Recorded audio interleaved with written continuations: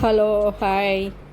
ఇవాళ సగ్గు బియ్యంతో వడలు తయారు చేసే విధానం చూడండి. మనకి ఎలాగ ఎండలు అది ఎక్కువ కాస్తున్నాయి.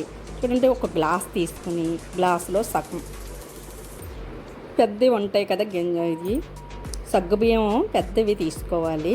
ఒక బౌల్లో వేసేసుకొని చక్కగాని చూడండి, ఈ గ్లాస్తో మనం పెరుగు చిలకరించుకొని గ్లాసు వేసుకోవాలి. కొంచెం వెళ్తుగా గ్లాసులు మనకి సగ్గుబియ్యం ములిగే అంత దాకా వేసుకోవాలి, కనిపించకూడదు. అలా వేసుకుంటే మనకి 2 గంటలు నానబెట్టుకుని అప్పుడు మనకు సరిపోద్ది అనమాట. వాటికి చూడండి, ఇలా వేసేసుకుని గెలకెట్టుకుని చక్కగా పెరుగుని దీంట్లో వేసేసుకొని ఒక 2 గంటలు ఉంచేసుకోవాలి.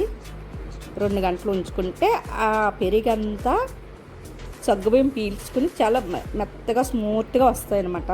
మనకు అప్పుడు వడలు చాలా చాలా టేస్ట్గా ఉంటాయి.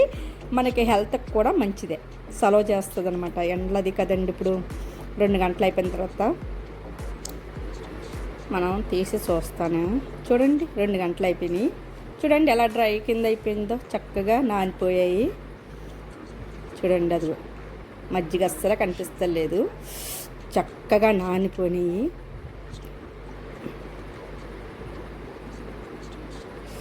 చాలా టేస్ట్గా ఉంటాయండి.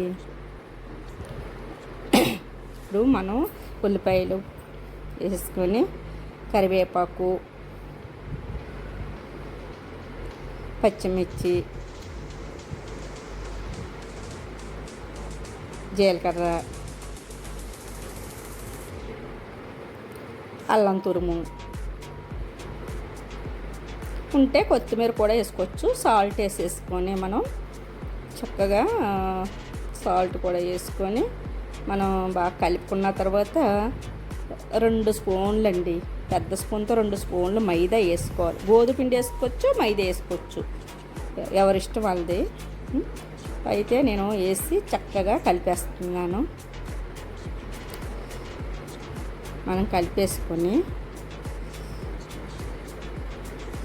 చూడండి, ఉన్నది కదా సగ్గుబియ్యం గింజ ఎంత సాఫ్ట్గా అయిపోయిందో చూసారా. అలాగ అవ్వాలి. అలాగ అవుతేనే మనకి చాలా టేస్ట్గా ఉంటాయి వడలు అనేది. సగ్గుబియ్యం వడలు చాలా టేస్ట్గా ఉంటాయి.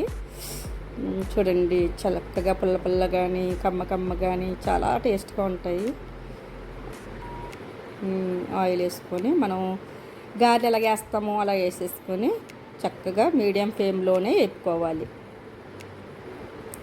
సగ్గుబియ్యం కదండి, స్మూత్గా ఉంటాయి కదా. చక్కగా వేడివేడిగా అయితే కరకరలాడుతాయి, లోనేమో సాఫ్ట్గా ఉంటాయి. చూడండి ఎంత బాగున్నాయి, చక్కగా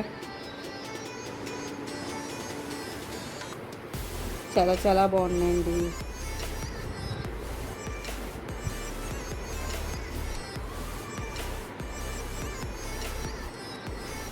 మనకి వేసవకాలం కూడా శనగపిండి కన్నా మనకి చాలా బాగుంటాయి టేస్ట్గా, హెల్త్కి కూడా మంచిది.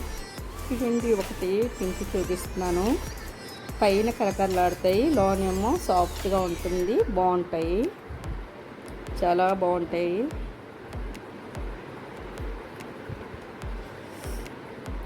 ఓకే అండి, బాయ్ అండి.